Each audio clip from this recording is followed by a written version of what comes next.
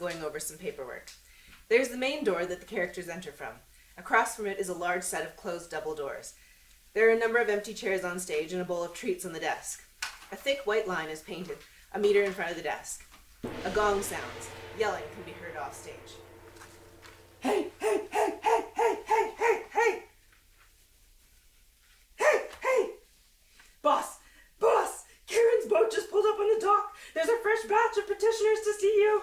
Yes, I heard. There's always more petitioners. What I need is a full day just to catch up on paperwork. I'd be glad to give you a hand with that. If you want, I can help.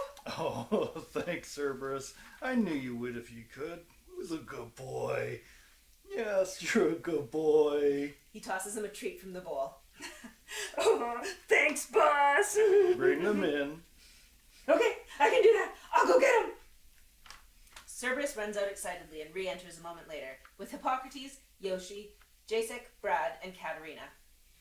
Here they are, boss! Boss! Boss! Boss! Boss! Here they are! Welcome to Hades, folks. I'm your host, Hades. As I'm sure many of you have guessed, you're dead. But don't let that worry you. You have all just crossed the river Styx to the afterlife. I know, this is a normal reaction. But don't worry, there's nothing to worry about. So, we're in heaven? No. Then it's hell! Oh no, I don't want to go. Oh, no, settle down. Why do they always do that? You're not here to be punished for anything, probably. Only 3.26% of petitioners end up in Tartarus. You seem like a decent-looking bunch. I'm sure most of you will qualify for Elysium. We just need to complete a little bit of paperwork and evaluation. Evaluation? I have the transcripts of your lives here somewhere. Oh, I got him here, boss. Here you go. Do you like him? Do you like him? Do they make you happy, boss? Oh, okay. Thanks, Cerberus. Thank you. Next time, though, don't put your chew bones and toys in your doggy bag with official paperwork. See this? There's slime running down the cover of this one. Oh, I'm so sorry, boss. I'm really bad. I'll just go hide for a while. No, it's all right. Just have a seat. Sit. Cerberus immediately sits on the floor and looks up at Hades with mournful eyes. Right. Now let's see who we have here. Raise your hand when I call your name. Yoshi Takahashi. Here. Jacek Belinsky. Yeah? Brad Nelson. Yo. Katerina Godwin. Yes, my lord. And I see we have a celebrity with us today. Hippocrates, of course. Yes, you do realize that I am a man of science, and I don't believe in you or this place. How nice. Please pull up a chair, all of you, and let's get started. They gather chairs and sit facing Hades, and bows to Hades. Yoshi Takahashi died 1951 of fallout radiation caused cancer. Ooh, that must have sucked. Sure did. Your husband is Toshiro. Was my husband. He died in November of 44 How exactly? by diving his fighter plane into an American aircraft carrier, the USS Essex. He was one of them kamikazes? Yes, he was. Gave his life in service to the Emperor. Ooh, that's pretty evil. I bet you got him in some nasty dungeon, eh? Please, Brad, no comments. I'll do the judging around here. Sure, okay, sorry. Yoshi, I'm going to ask you briefly tell me about your life. What do you want to know? Oh, I already know it. I just want to hear it from your mouth. I must caution you, I will ask the same questions of all of you. As I said, I already know every detail. So embellishment or lies will only cause you to lose points. Go ahead, Yoshi. Well, I was a watercolor artist. Toshiro and I lived on the outskirts of Nagasaki. We were very happy. And the day he left was the saddest and proudest moment of my life.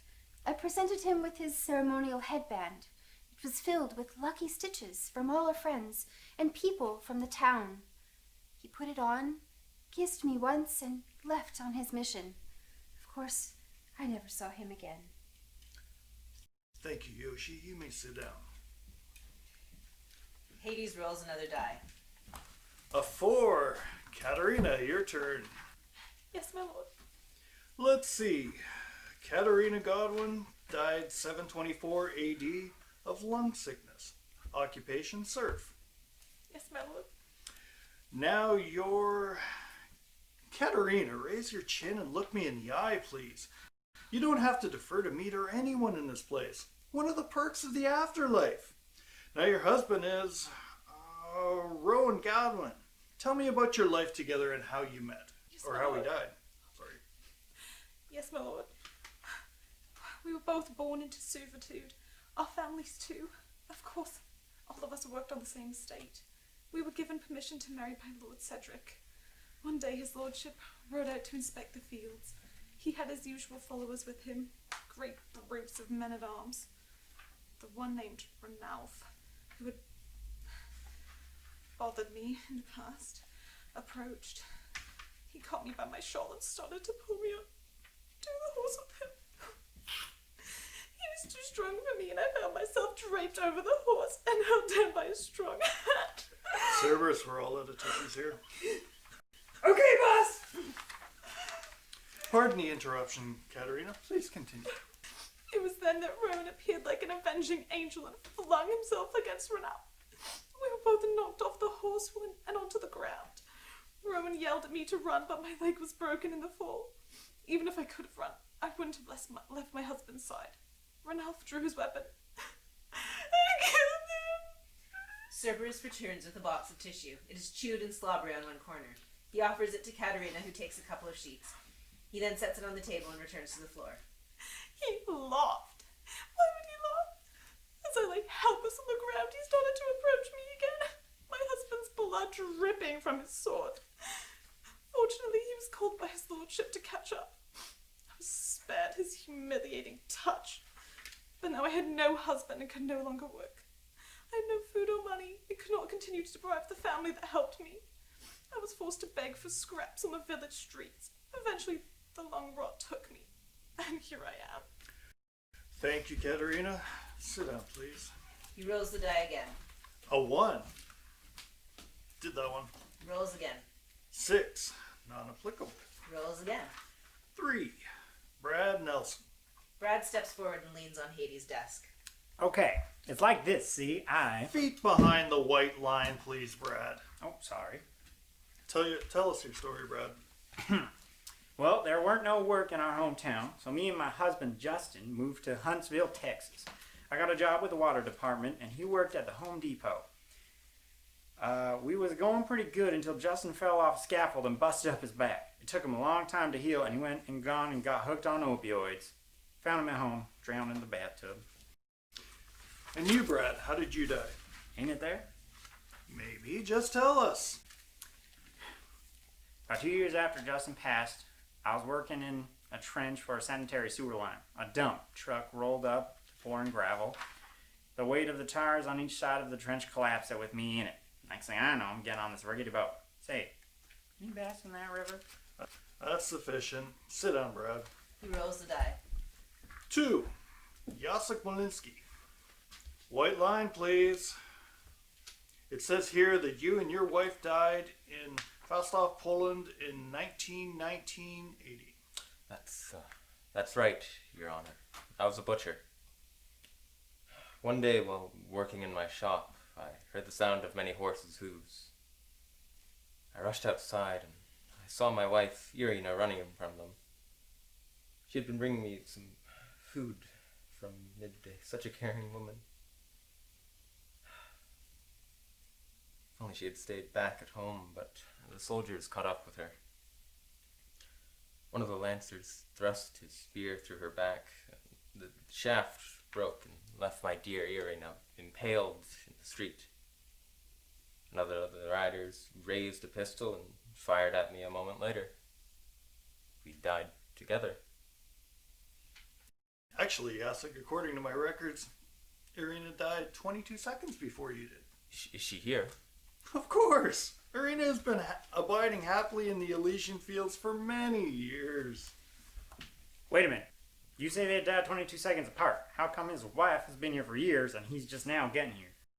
Because linear time doesn't penetrate into the afterlife, Brad. That don't make a lick of sense. How could... That's how it works here, Brad. Get used to it because there's no changing it. You're here to stay and there's no changing that either. Now stop interrupting. Babbling loses you points. Remember that. We're scheduled to get another group shortly. We can't waste time. Now our last petitioner needs no introduction, I'm sure. Welcome, Hippocrates of course. Who? Step forward, please. Hippocrates does not move. Come on, sir. Stand at the white line, please. Oh, I will. When I waken from this astounding dream, I shall rise from my bed and stand in my own study, in my own home, where I am at this very moment. Keep telling yourself that, partner. Very well. Who needs a white line? Hippocrates died 370 BC. You've heard the others speak of their earthly lives. Tell us of yours. I see. Do you know why you're here? I fear I may have eaten some bad olives before resting last night. Perhaps we should just proceed. You have all submitted your petitions. The last detail is to get favorable endorsements from your spouses. Cerberus, fetch. Yeah, fetching, boss! Just relax. Hades is a big place. It'll take a moment to round everyone up. So, hot enough for you? Cerberus enters, followed by Toshiro, Rowan, Justin, Irina, and Penelope. There's great rejoicing as everyone is reunited with their spouse. Lots of hugging and crying. Justin, you cute little son of a bitch! Damn, it's good to see you. Oh, welcome, lover. Oh, you're gonna love it here. Here, I brought you a beer. Oh, Rowan! Oh, my Katerina. Toshiro, where is your uniform? Your katana and pistol? Oh, they're back in my bungalow. I don't need them here, and they're a pain to carry around. I still wear the headband, though. I'd never take that off. As I said, you may appear any way you desire. Younger, older, better dressed. Anything. Many tears of joy are being shed. Tissues, anyone? The reunion continues with Hades trying to break in. They're ignoring him. He finally produces and blows on a loud whistle. They give him their attention. Thank you. Now we're at the final phase. This is just routine. I must ask all of your spouses this one question. Do any of you declare that your husband or wife is not worthy of entry into the Elysian fields? Speak now or forever hold your peace. They all emphatically indicate no and hug their spouses. Good, that was easy. Now, congratulations! You've all been accepted to enter the Elysian fields. Once there, you may wear anything you like, including the clothes you died in, if you wish. You may eat anything you want, or even eat nothing. You do not need to eat food after all, but few people choose that option. Elysia has some great restaurants. A lot of them specialize in Mediterranean cuisine if you're into that. I have to say though, that my personal favorite is a spicy rack of pork ribs that they serve at the Infernal Bar and Grill in Tartarus. Isn't that right, Cerberus? You like that too, don't you? I sure do, boss. Can we go get some? Can we? Maybe later. But we will. Promise. Those ribs are so good, alright. They'll torture taste buds for sure. Hades freezes in a reverie for a few moments. The others look on, unsure what to do. Cerberus nudges him in the ribs, and he's shocked back to reality. Oh, yes, huh? As I was saying, you may even bring a few personal items from your life along with mementos if you wish. It's pretty simple, really. To cut to the chase, you're in the afterlife for a ridiculously long time. During that time, you may do anything you like at any time. There's a bit of a backlog in processing the forms and arranging quarters, so have patience.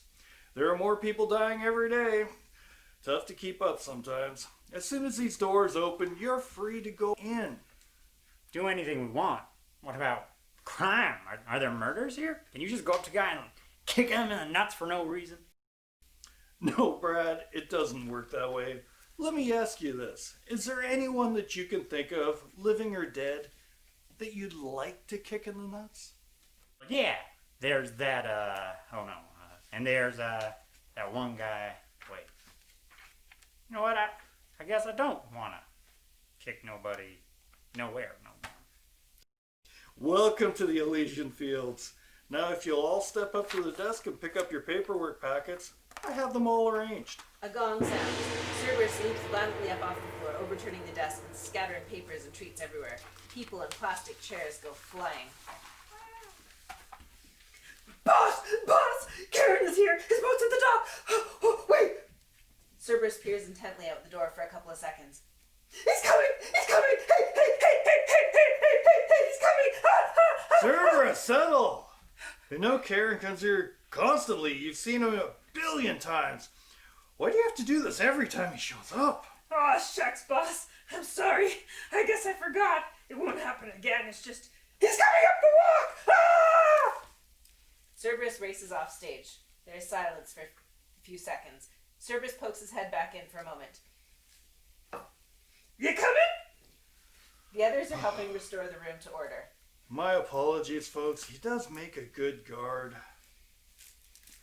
Karen enters. He's boiling mad. Hades, What is it, Karen? You seem miffed. I brought you your next petitioner. Yes, I see you're scheduled for another run. You seem to be right on time. What's the... Wait. You said petitioner? As in one? You were scheduled to bring another 5. Where are the rest? Sitting on the opposite bank of the Styx. Said they'd wait for the next bus. I'm gonna have to charge you damages to repair my boat. All right, question 1. What happened to your boat? I have a list of the damage, but in a nutshell, that thing should never have been allowed to board in the first place. It's like this, see? The scheduled passengers are waiting to board when here it comes, striding down the dock, carrying a big cardboard box with a bunch of stuff in it. The whole dock is shaking. The passengers turn and see it coming. Then, all Hades breaks out. No offense. Anyway, they're screaming, tripping over each other. 2 guys just jumped off the dock into the water.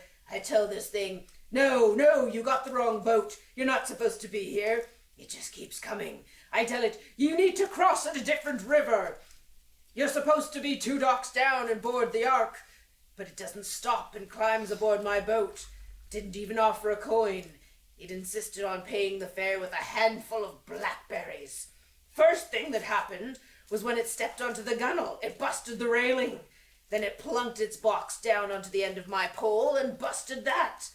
When it sat down, it snapped the seatboard right in half and damn near swamped out the boat. Thing must weigh 250 kilograms. And I don't think I'll ever get the smell out. A fine answer to my question about what happened to your boat. Now for number 2. Who did all this? Take a whiff. Oh my God, what is that funky smell? Everyone reacts and ad-libs to a horrible reeking odor that had just floated in the door. Oh my God, it smells like a dead goat.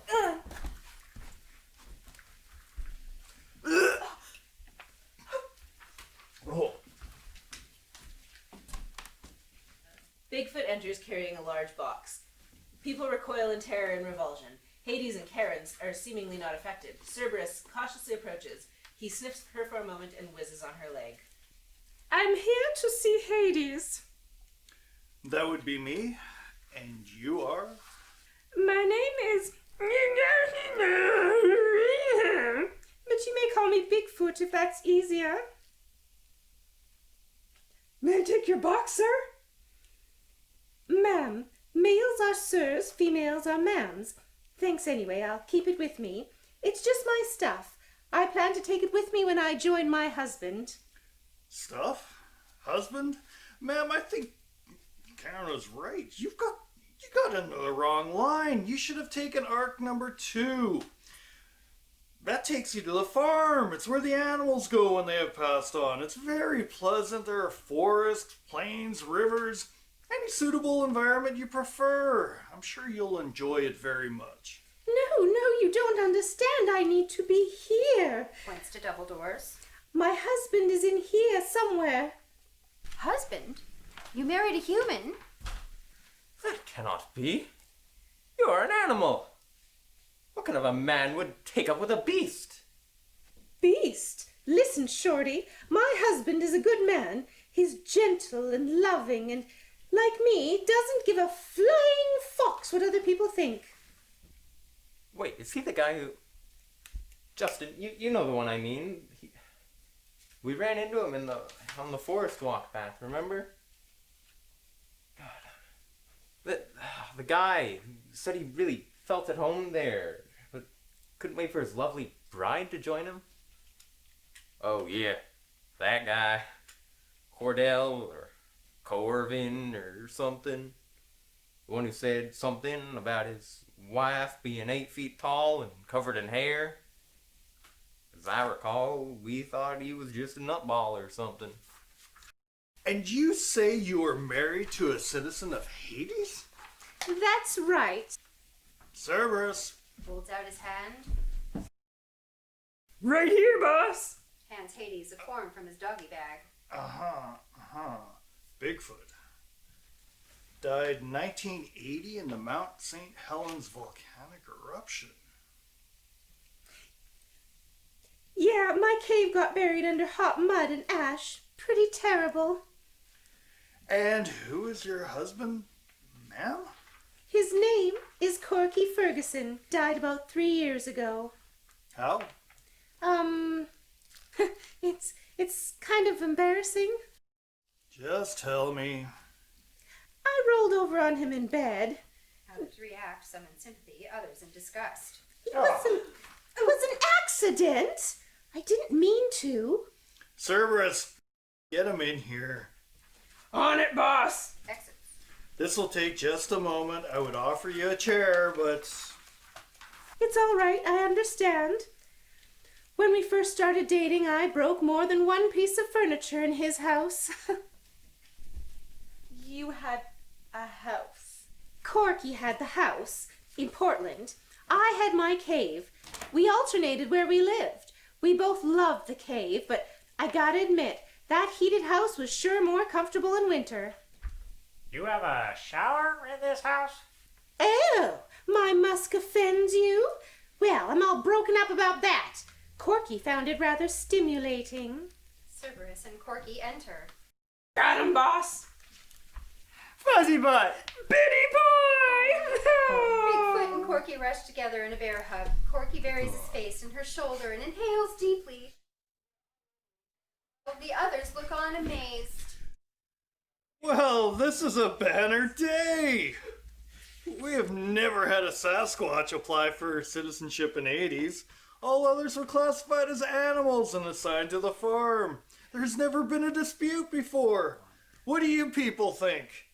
Entry into the human afterlife? Yes or no? Brad, Justin, Yoshi, Rowan, and Katerina are against it, while Penelope, Arena, Yachek, and Toshiro seem more accepting.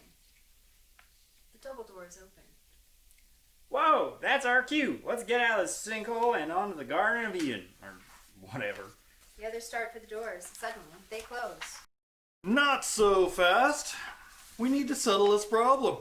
I hereby draft all of you to serve jury duty, if you will. We must decide the matter of whether Madam Bigfoot here is a human or not, and as such is entitled to enter Hades to join her significant other species. What? I assure you those doors won't open again until this is settled. That's my ruling. Hippocrates, you've hardly said a word since you got here. There is no here, only my bed and disturbed sleep. You better wake the hell up, buddy. This ain't no dream. Certainly no ordinary one. It really makes no difference what you believe. The only reality is where you are right now. You have no choice. I do, however. And I've chosen you to be the impartial moderator in this debate. The rules are simple. You will all discuss the pros and cons of Madam Bigfoot's status. Hippocrates will act as a judge. His decision will be final. Unless I decide otherwise. Begin. Oh, all right. Fine. I just hope I can recall all this when I wake up. Now, ma'am, you say you are not an animal and, as such, deserve a place in the Elysian field. As much as anyone here. Because? Because, I don't know, why not? Because you don't get to stink up the afterlife for everybody. Agreed. Elysium is a beautiful place. Why would anyone want that running around loose? So, you are saying that human status is dependent on beauty. Well, not at all. To be a human, you have to be human. Good. That's a good place to start. She can speak. Make sentences. My cousin had a parrot he taught to sing. Louie! Louie! I bet that parrot is over in the farm right now. Remember, the parrot was still young. Don't they live to be like 500 or something? Focus, gentlemen. What other attributes does the lady in question have that might be considered to be human? She can cook. What? Surely this beast only eats the flesh of its victims. You have seen too many movies. I know not what you speak of. Nor I. And neither does Bigfoot. There's a nail in her coffin. I've seen plenty of movies, haven't I, Biddy boy? Sure have. She has a better taste than me, though. I kind of like monster movies and horror flicks. She's more into rom-coms and chick flicks. Loves Jane Fonda for some reason. We watched a couple of Bigfoot movies on Creature Features one late night weekend. I can't believe how much they got wrong. How so? Well, for one thing, we don't run around the woods chasing big-boobed co-eds and eating them. Well, what do you eat? She makes a mean fettuccine alfredo. I mean, naturally. What did you eat before you met Corky? Tree bark, miller moths, blackberries, seasonal, of course. Any meat? Occasionally a squirrel or rabbit. They're hard to catch, though. What about her stuff? What's in that box? Oh, just a few personal items. I was in the process of moving out of the cave because the volcano was fussing. I gathered up my valuables and was heading out to look for a new cave. Should have left the day before. Have a look if you like. Don't break anything. Irina and Jacek step up to the box and start pulling out items. A stick? The first stick I ever threw at Corky. Do you remember that, baby? I sure do. You thought you could scare me off with all that howling and stick throwing. Ew. Irina pulls out a crudely made fake wooden foot. And this? Souvenir. These two bozos came into my woods one day and started making fake footprints with these things. One of them even had a cheesy gorilla costume and was getting ready to pose for some blurry photos. I figured they wanted to get their pictures in the paper. How did you end up with these? I snuck up behind them while they were trying to take pictures. One roar and they dropped everything and split. I think the one guy filled his monkey suit. There's rocks, more sticks, lots of weird stuff. Tent stake, a smashed canteen, broken arrow, a wooden spoon, a saucepan. For when Corky was there. He likes his food cooked. I'm sure all your stuff has a story. That tells me she has sentimentality and empathy. I have seen ravens steal and collect shiny items. And rats. Rats do the same thing. No one would think of admitting rats and filthy ravens into their home. I believe we have established that Bigfoot thinks, acts, and feels human. Now we must establish if she is human physically. And how do we do that? Wave a salt shaker over like in Star Trek? We simply employ the four humors: air for blood, water for yellow bile, earth for black bile, and fire for phlegm. We break each down to their components, questions, and apply them to our large friend here. If all are in balance, the body is healthy. Why, what kind of superstitious voodoo is this? Animals are also comprised of humors, but only man has the ability to gather and nurture his own humors to achieve a true state of serenity with the universe. Uh-huh. Did you just make that up? Pull that out of Hercules' butt? What know you of Heracles? I used to watch the show. Silence, you bore! Hippocrates is the leading physician in all of Greece. You think he knows not about science? It was my husband who pushed the idea that illness and injury are caused by natural processes, and not by the actions of gods or demons. Madame Bigfoot, tell me of your life after Corky passed on. Yeah, I'd be anxious to hear about that myself. I was distraught, depressed, and angry. I retreated to my cave and did not come out for many days. I was starving and was content to die all alone in there. One day, as the sun was rising, a fox appeared on the entrance. He looked in and sniffed about. I was weakly lying in the back, and he did not see me at first. Finally, I moved my arm, and he was aware of me. At first, he was scared and nearly ran off, but after a moment, the fox came up and sat by me. We looked into each other's eyes. He sensed my sorrow, and I sensed his empathy. When all had been silently said between us, the fox left. I found the strength to rouse myself and leave the cave to find food. After eating and drinking, I soon recovered my health, only to die 3 years later when the mountain blew up. I knew that Corky would have wanted me to live on.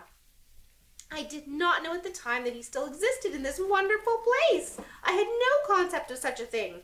All I knew was, in spite of him being dead, I still wanted to please him. Corky and Bigfoot hold hands and gaze lovingly at each other. Quite enough for me. I have made my determination, madam. What was your name again?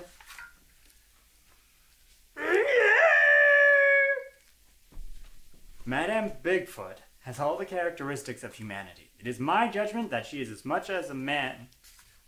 Woman! As much a woman as anyone. The judgment is made, and based on that determination, I rule that Bigfoot and Corky are free to enter the Elysian Fields along with everyone else. Double doors open. People start to happily go through. Try and live upwind of wherever she ends up. Don't worry, it's Elysium. She can smell like lilacs if you want her to. As people pass him on their way out. Thank you. Thank you. Thank you. Thank you. And thank you! Oh, my pleasure. In you go. Doors close. Phew, what a day. Tron, you better get your boat back across the river and pick up those petitioners before they decide to wander into limbo for eternity. What about my boat? Oh yeah, the boat. Tell you what, I'll rustle up some minimum security workers from Tartarus to fix it. They'll be glad for a few hours in the sunlight. It's a deal. Thanks, Hades. Take care, girl. Well, Cerberus, what do you think? I like the way she smelled. Oh, what did I step in? Cerberus!